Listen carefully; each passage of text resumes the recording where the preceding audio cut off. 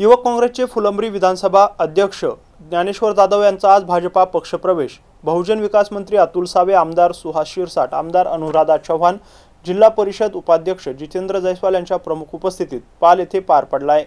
फुलंब्री तालुक्यातील पाल येथील माजी उपसरपंच ज्ञानेश्वर जाधव यांनी अनेक वर्ष खासदार डॉक्टर कल्याण काळे यांचे खंदे समर्थक आणि कार्यकर्ते म्हणून काम केलंय। त्यांनी अनेक आंदोलन देखील केली असून गल्लीपासून ते राहुल गांधी यांच्या दिल्लीपर्यंतच्या आंदोलनामध्ये त्यांचा सहभाग होता। मात्र नुकत्याच काही महिन्यांपूर्वी झालेल्या जिल्हा परिषद निवडणुकीत त्यांच्या पत्नी अश्विनी जाधव यांना पाल जिल्हा परिषद गटाची उमेदवारी जाहीर करण्यात आली होती। त्यावेळी पक्षांतर्गत मतभेद निर्माण झाले होते। काहींनी पक्षासोबत बंडखोरी केली, मात्र बंडखोरीनंतर देखील पक्षातील काही नेत्यांनी कार्यकर्त्यांनी काँग्रेस पक्षाच्या उमेदवाराला साथ देण्याऐवजी बंडखोरांना साथ दिली। यामुळे त्यांना या निवडणुकीत पराभव स्वीकारावा लागला। या कारणामुळे त्यांनी पक्षाला रामराम ठोकत भाजपमध्ये शेकडो कार्यकर्त्यांसह प्रवेश केलाय। आता भाजपची ताकद वाढायला लागली रे ज्ञानेश्वर भाऊला वाटलं की भारतीय जनता पार्टीची ताकद वाढते।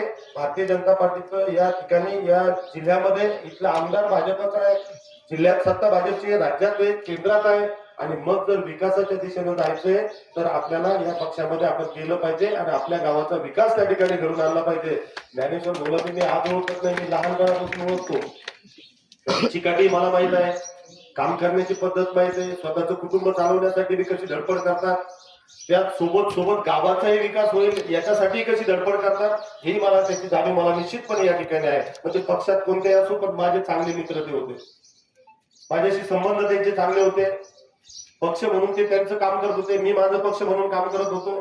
परंतु आज त्यांनी हे ओळखलं की या गावामध्ये विकासाच्या दिशेने या गावाला न्यायचंय आणि म्हणून इथली प्रगती जर करायची असेल, इथला विकास जर करायचा असेल तर आपण प्रवाहामध्ये मुख्य प्रवाहामध्ये त्या ठिकाणी गेलं पाहिजे। आणि त्याला कारण अगदी 2 दिवसावरचं मला याच व्यासपीठावर जास्त बोलणार नाही, परंतु काही शब्द निश्चितपणे सांगावेसे वाटतात। याच व्यासपीठावर याच जागेवर आपण मागे एकदा सभा झाली होती आणि त्यावेळेस आपल्याला वीज बिल माफी झाली होती, परंतु मी या ठिकाणी बोललो होतो की आपल्याला या शासनानं हे शासन याच्या मागचं शासन, परंतु देवेंद्रजी त्या शासनामध्ये होते आणि वीज बिल माफी त्या ठिकाणी केली होती। परंतु आपल्या गावचे हुशार मी याच्यासाठी म्हणलं की आपल्या गावातल्या लोकांनी मला काही प्रश्न त्या ठिकाणी केले होते, ते वीज बिल पुढचं माफ झालं पण मागचं ते याच्यावर आहे त्याचं काय, हा प्रश्न या पालमध्येच मला या ठिकाणी विचारला गेला होता। आणि आता परवाचाच आपल्याला कर्जमाफी होत असताना देवेंद्रजींनी त्याच व्यासपीठावर घोषणा केली आणि या पाल नगरीतील लोकांच्या प्रत्येकाच्या मनात असणारा प्रश्न त्यांनी एका झटक्यात सोडवला। त्यांनी आपला पूर्ण ते बिल कोरं करण्याचं त्या ठिकाणी निश्चितपणे त्या ठिकाणी ठरवलं। 48,000 कोटीचं या महाराष्ट्रामध्ये देणं, त्या महामंडळाचं देणं हे महाराष्ट्र शासन त्या ठिकाणी देणार आहे। अतुल सावेजींचं त्या ठिकाणी त्याचं मोठं योगदान त्या ठिकाणी असणार आहे। मनमोकळं करण्याची संधी आज त्यांना भारतीय जनता पार्टीच्या माध्यमातून मिळालेली आहे। कारण त्यांचं काम आपल्या सर्वांनाच माहिती आहे, आपल्या गावचे ते भूमिपुत्र आहेत आणि असा तळमळीच्या एखाद्या माणसाला जर आपण शांत बसवलं तर तो बसू शकत नाही। आणि त्यामुळे त्यांची जी घुसमट होत होती, जो त्रास त्यांना होत होता, आज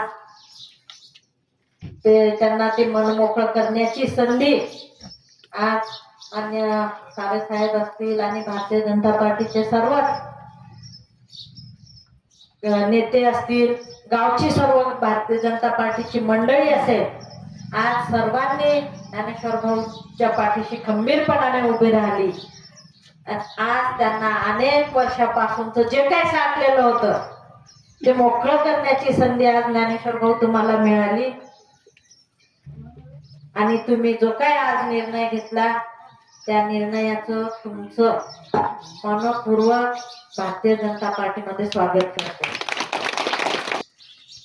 तळागाळातील जनतेची सेवा करणारी आज पार्टी आहे आणि जो तळागाळातील जनतेची सेवा करेल, जो प्रामाणिकपणाने काम करेल, तर अशा व्यक्तींना इथे न्याय दिला जातो। जाधवांचं आज भारतीय जनता पार्टीमध्ये स्वागत करतो आणि त्यांचं अभिनंदनही करतो। जाधवजी अनेक वर्षापासून राजकारणात सक्रिय आहेत, काम करत होते, पण कसं झालं जाधवजी तुम्हाला तेवढं यश प्राप्त व्हायला पाहिजे नाही, काही पण करत होते तिकडे, भाजपमध्ये आल्याबरोबर यश प्राप्त. नक्कीच तुम्हालाही पुढच्या काळामध्ये आपल्या या गावाचा, आपल्या या भागाचा विकास करण्याकरता तुमच्या मागण्यांवर मी प्रभावित झालो. कारण की तुम्ही कुठली वैयक्तिक मागणी केली नाही, सार्वजनिक या गावाच्या विकासासाठी सगळ्या मागण्या. आणि गावकऱ्यांच्या लक्षात हे आलं की ज्ञानेश्वर हा गावाच्या विकासासाठी काम करणार, म्हणूनच एवढ्या मोठ्या संख्येने आज सगळे गावकरी तुमच्या पाठीमागे, तुमच्या बरोबर इकडे प्रवेश करतात. मी शालेय जीवनापासून राजकारणात आहे, परंतु राजकारण करत असताना समाजकारण आणि राजकारण या दोन्ही गोष्टी करत आलो, प्रामाणिकपणानं केलं. सगळं काही म्हणजे कुठलाही स्वार्थ न ठेवता अगदी तन मन धनानं, मी कालपर्यंत म्हणलं तरी वावगं ठरणार नाही एवढं मनापासून सगळं काही करत आलो. परंतु हे करत असताना जिल्हा परिषदला मला संधी मिळाली.